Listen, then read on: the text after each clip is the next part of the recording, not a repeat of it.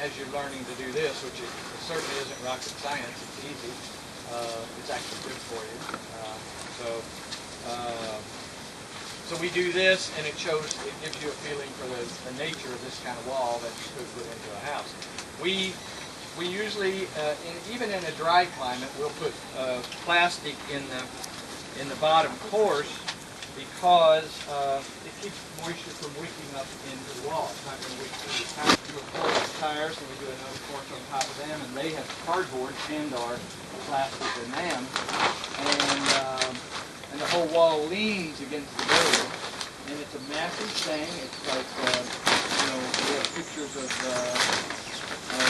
cement trucks full driving on top of these kind of walls. They're structurally fantastic. They're resilient for earthquakes. The feel for the product is indigenous, and we've been all over the world and constantly going up to parts of the world I didn't even know existed. And everybody's got tires. They're indigenous to the climate. I mean, I haven't been in it, but it's crazy. So they grow here. So why not use them? And they are indestructible. Like I think the things to point out in this kind of an area would be, I keep hearing about termites. Well, they don't like tires. So, and of course, the thermal mass qualities will just stabilize temperature. People tend to think that thermal mass is only needed if you're trying to heat. Well, it's not necessarily true. If you're trying to just stabilize the temperature at a comfort zone, which I guess would be 21 or so for you guys here, if you protect the mass from the sun in the summer months, why it's just going to hold the stability of the temperature. So mass, unless you're in a climate where it is absolutely temperate and comfortable outside all the time, and there are such climates, mass is an advantageous thing to stabilize the temperature. You do have a little bit of winter here, and you certainly have more heat outside sometimes than you want in the summer, so mass will stabilize. But also it's a free way to get a wall, which means it's a free way to get the structure of your home. It's one thing I like about it is because these buildings have their own utility.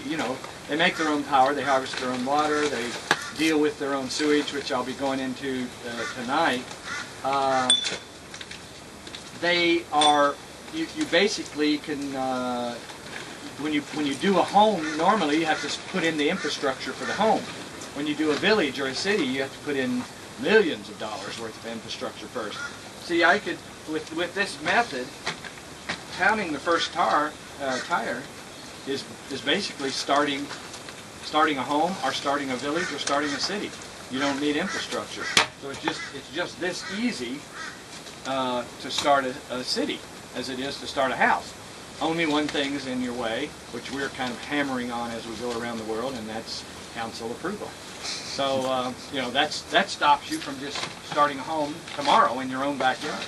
Not in this region, Mike. There's a few radicals around here that like to ignore council and actually do. I think we've got the highest population of unapproved homes.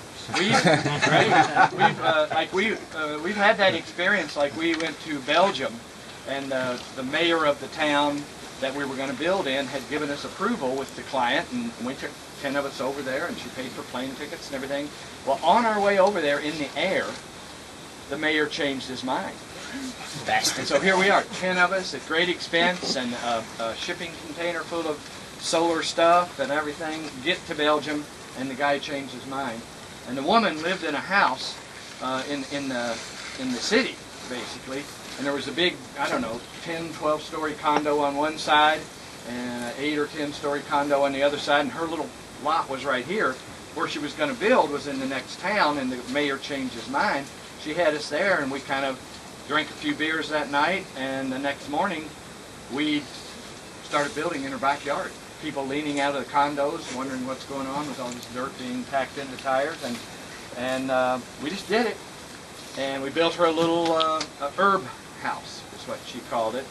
And the mayor of that area came, and we were doing tires and cans and bottles and everything by the time he got there. And he came to bust us, and you know, he didn't speak the language, it was through an interpreter, but basically what he said to me was, I came here to bust you, but we don't know what to do with this stuff in this city. I like what you're doing, go ahead and do it. So, Excellent. that's the lucky side of it. Sometimes it's not so lucky. We should have invited the planning department here. That's tonight, isn't it? And I think, Quick call Jan. Yeah, let's fill that. Do we have any, yeah, give me a sledgehammer, Jonah.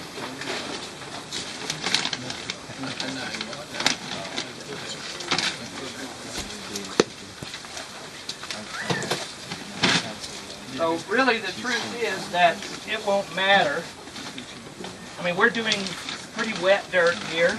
That really doesn't matter.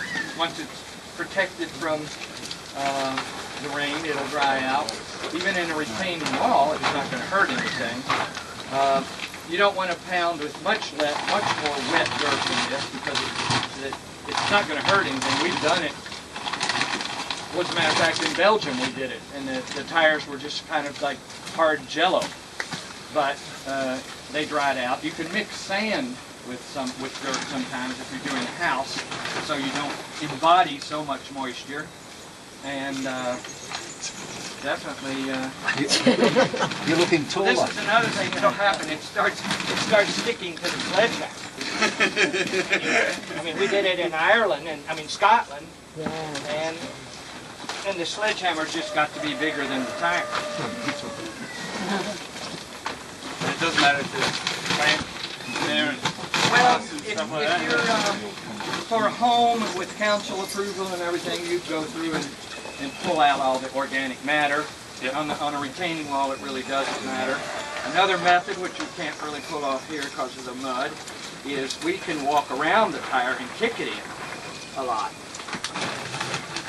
But here we're looking at pounding it, and it's like a lot of people think that this is labor intensive, which I guess it qualifies as labor intensive, but that's when they are like doing this, you know, slamming it in. All you really do is you just go around the tire with kind of a pendulum effect, and it just keeps packing in tighter and tighter. You build everything without a footing? That's a good question. Yes.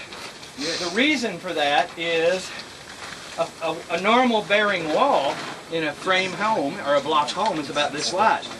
And then the engineers figure the bearing capacity of the soil, and they spread the footing out to about this wide to spread that load out on the ground.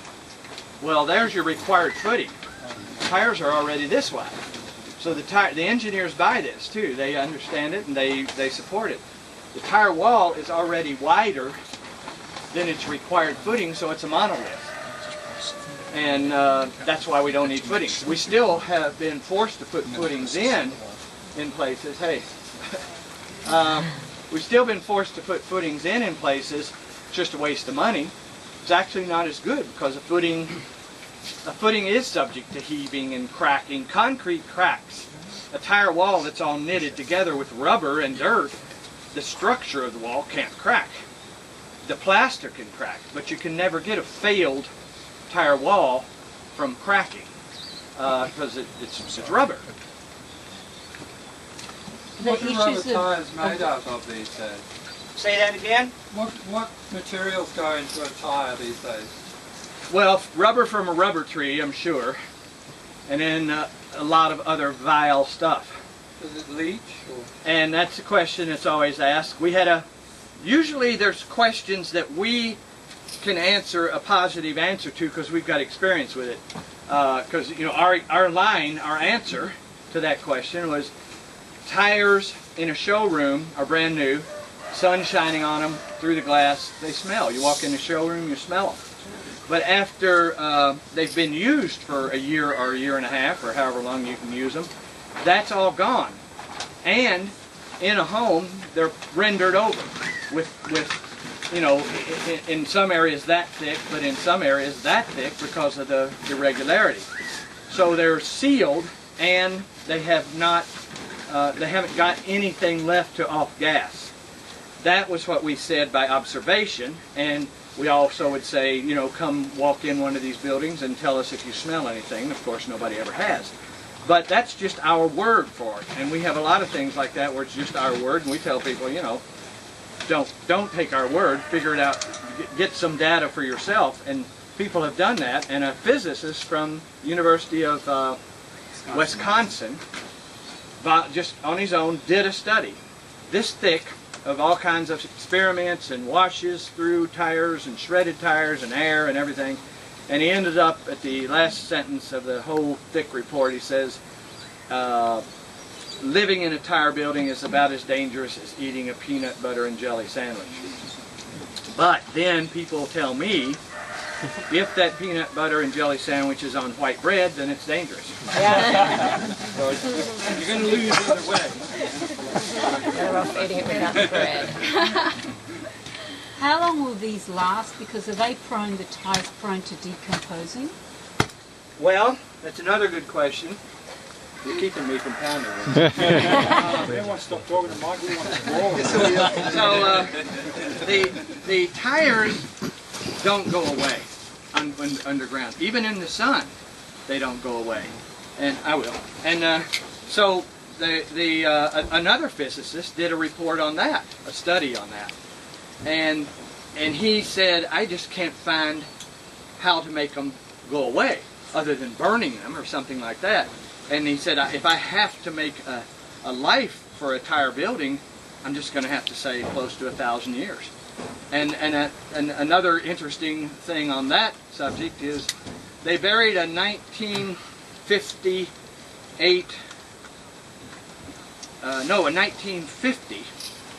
Dodge car with a bunch of other stuff in a container in 1950. In the year 2000, they uncovered it all. And the car was all rusted, and all kinds of everything in their little container was all deteriorated, except the tires were still full of air and up on the car. So tires don't go away. And in the earth, they're pretty much of a last forever thing, not vulnerable to moisture or bugs, All right. and they won't burn. I'm surprised somebody hadn't asked that question yet. Really? They, in a pile with air all around them, they're like a slightly crumpled up piece of paper, and they'll burn. They'll spontaneously combust. But packed with dirt, they're like a New York City phone book. You can hold a blowtorch to it, and it won't burn. And we've actually had a tire building, an Earthship, go through a major forest fire, ponderosa pines and everything, hot forest fire, hot as your bushfires here. And everything burnt off, but the tire wall stayed standing. And they're still there, and they're building back on top of it. How much was the render involved in?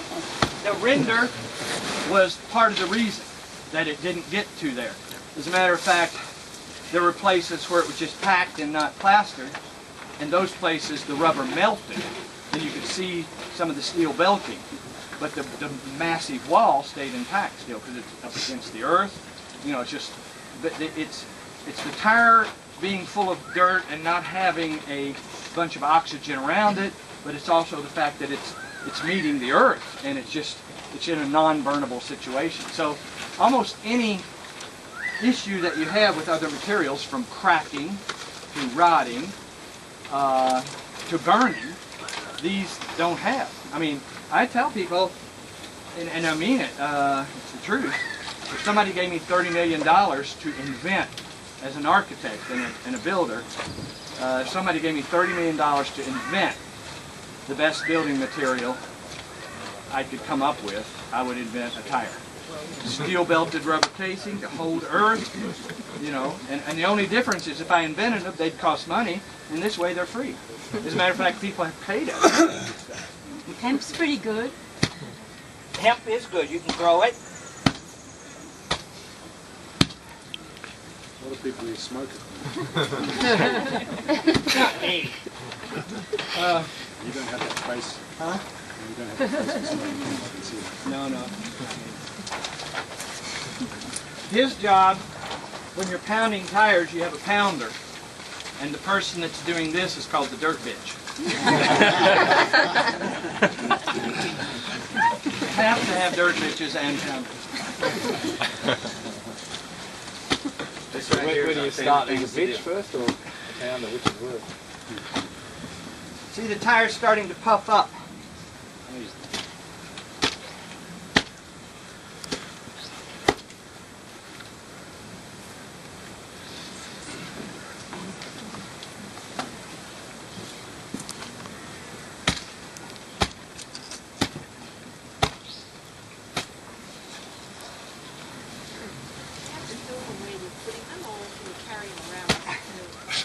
If you want to carry them, you can. Not me. No, you go, I mean, we do two-story buildings. And it is interesting to be up on top of a two-story building. Walking around a tire pounding is definitely a little... How many tires are you using for an average house? I'd say 700 tires is an average house. And once you really, if you're not caulking and you don't have mud and you got a good dirt bitch, you can, I can do 4 tires an hour casually, and all day long, and then drink 2 6-packs at the end of the day. Put those in the wall.